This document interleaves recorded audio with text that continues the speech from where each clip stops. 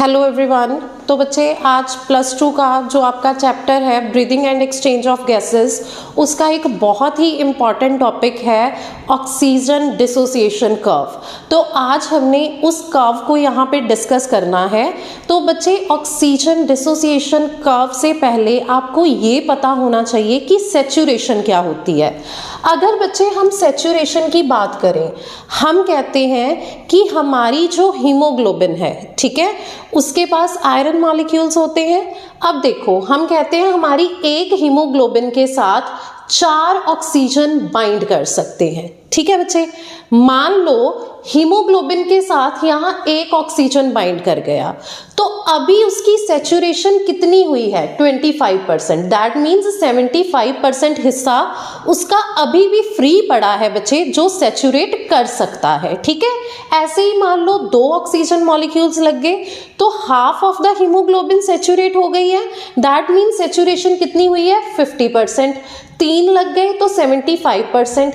अगर बच्चे उसके चारों एंड्स पे O2 कंबाइन हो चुकी है तो हम कहेंगे 100% सैचुरेशन हो गई है। दैट मीन्स अब चाहे जितनी मर्जी O2 वहाँ पे हम इंक्रीज करते रहें, लेकिन क्या नहीं होएगा बच्चे, वो आपकी हीमोग्लोबिन के साथ बाइंड नहीं कर पाएगी, क्योंकि जितनी भूख थी आपकी हीमोग्लोबिन की ऑक्सीजन के साथ जुड़ने की, दैट मीन्स जितनी सैचुरेशन थी वो पूरी हो चुकी है बच्चे, जिस वजह से अब और ज़्यादा ऑक्सीजन उसके साथ ऐड नहीं हो सकती। तो इस चीज़ को हम क्या बोलते हैं? सैचुरेशन। अब यहाँ हमारे पास है बच्चे नेक्स्ट ऑक्सीजन डिसोसिएशन कर्व। अगर हम यहाँ पे बात करें बच्चे, तो यहाँ देखो इस ग्राफ के अंदर आपको क्या दिख रहा है? जो बच्चे हमने ये ग्राफ बनाया है, इसकी एक साइड हमने ली है saturation of haemoglobin with oxygen, कि कितनी ऑक्सीजन हीमोग्लोबिन के साथ बाइंड कर गई है और उसकी सैचुरेशन हीमोग्लोबिन की क्या है। नेक्स्ट इधर हमने लिया है पार्शियल प्रेशर ऑफ O2। अब देखो बच्चे, कितनी ऑक्सीजन बाइंड करेगी, ये सबसे ज़्यादा किस चीज़ पे मैटर करती है कि O2 का पार्शियल प्रेशर क्या है। पार्शियल प्रेशर क्या होता है बच्चे? जो मिक्सचर ऑफ गैसेस हैं उसके अंदर किसी एक इंडिविजुअल गैस जो है उसकी कितनी क्वांटिटी पड़ी हुई है, that is it's partial pressure. तो इधर हमने पार्शियल प्रेशर ऑफ O2 लिया है। अब देखो क्या होएगा, अगर हम इस ग्राफ में देखें, जैसे जैसे बच्चे क्या हो रहा है, हम इधर से पार्शियल प्रेशर इंक्रीज करते जा रहे हैं, वैसे वैसे सैचुरेशन बढ़ती जा रही है। एक पॉइंट आएगा बच्चे जब पूरी हीमोग्लोबिन के साथ आपकी ऑक्सीजन जुड़ जाएगी, दैट मीन्स 100% सैचुरेशन हो जाएगी। उस टाइम पे बच्चे क्या होता है, आपका ग्राफ ऐसा सैचुरेटेड पॉइंट पे आ जाता है कि अब इससे ज्यादा बाइंडिंग पॉसिबल नहीं है बच्चे। ठीक है, एक चीज है बच्चे, ये एनसीईआरटी में गिवन नहीं है, लेकिन अगर आप नीट के अंदर देखोगे तो वहां पे ये टर्म कई बार क्वेश्चंस के अंदर यूज होती है, दैट इज P50 वैल्यू। अब ये P50 वैल्यू है क्या बच्चे? देखो यहां हमने कहा 100% सैचुरेशन हो चुकी है, लेकिन इस पॉइंट पे जहां बच्चे 50% आपकी हीमोग्लोबिन सैचुरेट हुई है, that is your P50 value. तो हम ये बोल सकते हैं कि वो वाला पार्शियल प्रेशर जहां पे half of the haemoglobin saturate हो जाती है, that is it's P50 value. Clear है बच्चे? तो उसको हम P50 वैल्यू बोल देते हैं।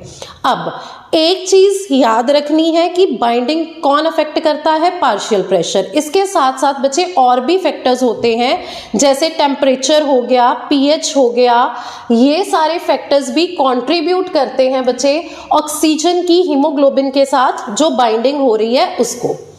अब सबसे इंपॉर्टेंट चीज ये वाला ग्राफ बच्चे, ठीक है, देखो यहां हमने 2 चीजें शो की हैं जिसपे अक्सर क्वेश्चन पूछा जाता है। बोर्ड्स के पॉइंट ऑफ व्यू से भी ये वाला टॉपिक बहुत इंपॉर्टेंट है और नीट के पॉइंट ऑफ व्यू से भी इंपॉर्टेंट है बच्चे। ठीक है, एक हमारे पास इधर को, ये देखो हमने पीछे क्रॉस ग्राफ प्लॉट किया था, हमारा वो जो ग्राफ था उसको एस शेप्ड या सिग्मोइड बोलते हैं। ठीक है, तो ये ब्लू वाली जो है, जो ये मैं ड्रॉ कर रही हूं, ये आपका स्टैंडर्ड ग्राफ था। अब कहते अगर आपका ग्राफ इधर से इस साइड शिफ्ट हो रहा है, इस साइड शिफ्ट हो रहा है, तो उसको हम लेफ्ट शिफ्ट बोलेंगे बच्चे। अगर इस वाली शिफ्ट हो रहा है इस वाली साइड को, तो उसको हम राइट शिफ्ट बोलेंगे। अब देखो क्या होएगा, सेम वही है, इधर हमने O2 का पार्शियल प्रेशर लिया हुआ है, इधर हमने परसेंटेज सेचुरेशन ली हुई है हीमोग्लोबिन की ऑक्सीजन के साथ। अब क्या होएगा देखो, कहते ये लेफ्ट को कब शिफ्ट होएगा, जब यहां हम देखें अगर कि पार्शियल प्रेशर अगर उसका बढ़ जाएगा, जितनी ज्यादा ऑक्सीजन का पार्शियल प्रेशर होगा उतनी जल्दी वो बाइंड कर जाएगी बच्चे हीमोग्लोबिन से। तो यहां अगर हम देखें तो यहां उसका पार्शियल प्रेशर क्या था, ज्यादा, दैट मीन्स यहां पे एसोसिएशन हो रही थी ऑक्सीजन की हीमोग्लोबिन के साथ, जल्दी जल्दी O2 जो थी वो हीमोग्लोबिन के साथ जुड़ती जा रही थी। तो इसीलिए ये जो टाइम था वो जल्दी आ गया और जल्दी सेचुरेशन हो गई बच्चे। ठीक है, कोई चीज अगर ज्यादा पड़ी हुई है तो उसको फटाफट से खा लेंगे तो भूख जल्दी मिट जाएगी ना बच्चे। वही चीज है कि ऑक्सीजन जो थी वो बहुत पड़ी हुई थी, उसका पार्शियल प्रेशर काफी ज्यादा था, तो हीमोग्लोबिन फटाफट से उसके साथ बाइंड हुई और ये जो आपका ग्राफ था ये इधर को लेफ्ट हैंड साइड शिफ्ट हो गया। अब ये पॉसिबल कब होएगा, एसोसिएशन होएगी जब ऑक्सीजन की हीमोग्लोबिन के साथ। कहाँ पड़ी है आपकी बॉडी में सबसे ज्यादा ऑक्सीजन, जब बच्चे आपने ब्रीद किया, O2 को अंदर लेके गए, वो O2 कहाँ प्रेजेंट है अब आपके लंग्स के अंदर, तो लंग्स के अंदर क्या होएगी, ऑक्सीजन की एसोसिएशन होएगी हीमोग्लोबिन के साथ। तो लंग्स के अंदर हमें ये लेफ्ट शिफ्ट देखने को मिलती है। इस इफेक्ट को क्या बोलते हैं बच्चे, हेल्डेन effect. हेल्डेन effect, left shift. Left shift कहाँ हो रही है, L से याद रखोगे, L से लेफ्ट, L से लंग्स। तो लंग्स के अंदर जो शिफ्ट होएगी उसको हेल्डेन शिफ्ट या लेफ्ट शिफ्ट बोलते हैं। अब जो ये राइट शिफ्ट है बच्चे, ये कब होएगी, अब ये उससे उल्टा है। अब पार्शियल प्रेशर वहां पे ऑक्सीजन का कम है एज कंपैरेटिव टू CO2 के, तो बच्चे जो उसकी एसोसिएशन होएगी वो लेट होएगी। दैट मीन्स अब आप कहाँ भेज रहे हो उसको, जहां पे O2 का लेवल कम है, वहां जाके अब क्या होएगा, हमने कहा था एयर हमेशा हायर पार्शियल प्रेशर से लोअर पार्शियल प्रेशर पे मूव करती है बच्चे। तो क्या होएगा, अब आपकी हीमोग्लोबिन के साथ जो एसोसिएटेड ऑक्सीजन थी वो वहां पे बच्चे अलग होनी स्टार्ट हो जाएगी। दैट मीन्स वो डिसोसिएट होनी स्टार्ट हो जाएगी। ऐसा होगा कहाँ, वहां पे जहां ऑक्सीजन की जरूरत है, और जरूरत कहाँ होती है बच्चे, आपके टिश्यूज के अंदर। ठीक है, तो टिश्यूज में क्या होएगा, ये ऑक्सीजन इससे डिसोसिएट हो जाएगी और इसकी जो सैचुरेशन है वो धीरे धीरे कम होती जाएगी। तो इसीलिए आपका जो ये ग्राफ है ये राइट हैंड शिफ्ट हो जाएगा बच्चे। ठीक है, इस वाले इफेक्ट को हम बोलते हैं बोहर इफेक्ट। आर से राइट, यहाँ बोहर में आर आ रहा है तो इसको बोहर इफेक्ट बोला जाता है। क्लियर है बच्चे।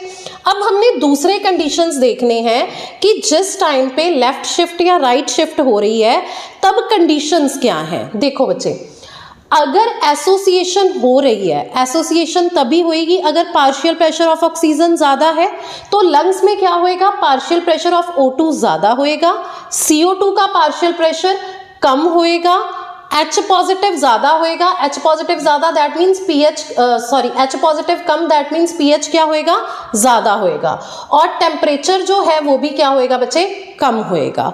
इसके सारे अपोजिट कंडीशंस आपको आपके टिश्यूज में देखने को मिलेंगे। अब टिश्यूज में क्या होएगा, पार्शियल प्रेशर ऑफ ऑक्सीजन कम हो जाएगा, CO2 का बढ़ जाएगा, इसीलिए वहां जाके ये वाली ऑक्सीजन डिसोसिएट होनी शुरू हो जाती है और आपकी हीमोग्लोबिन के साथ कार्बन डाइऑक्साइड एसोसिएट हो जाती है। जिसका पार्शियल प्रेशर ज्यादा है बच्चे, देखो वही बाइंड कर पाएगी। अगर बाइंडिंग अफिनिटी की बात करें तो CO2 की बाइंडिंग अफिनिटी 20 to 25% ज्यादा होती है बच्चे एज कंपैरेटिव टू ऑक्सीजन के। तो अगर वहां CO2 ज्यादा पड़ी है तो अब CO2 क्या करेगी, वो फटाफट से हीमोग्लोबिन के साथ बाइंड कर जाएगी और वहां से आपकी जो ऑक्सीजन है वो डिसोसिएट हो जाएगी। दूसरा कंडीशन अब क्या होएगा, H पॉजिटिव ज्यादा होएंगे, दैट मीन्स कंडीशन एसिडिक होएगी, pH कम होएगा, और टेम्परेचर भी जो है बच्चे वो भी क्या होएगा, ज़्यादा होएगा। तो ये आपका टॉपिक था बच्चे, हमने O2 डिसोसिएशन कर्व पढ़ा है, हमने लेफ्ट हैंड शिफ्ट पढ़ी, हमने राइट हैंड शिफ्ट पढ़ी। तो होप बच्चे आपको समझ आया होएगा। कोई भी डाउट हुआ तो आप कमेंट सेक्शन में कमेंट करके पूछ सकते हो। थैंक यू सो मच बच्चे।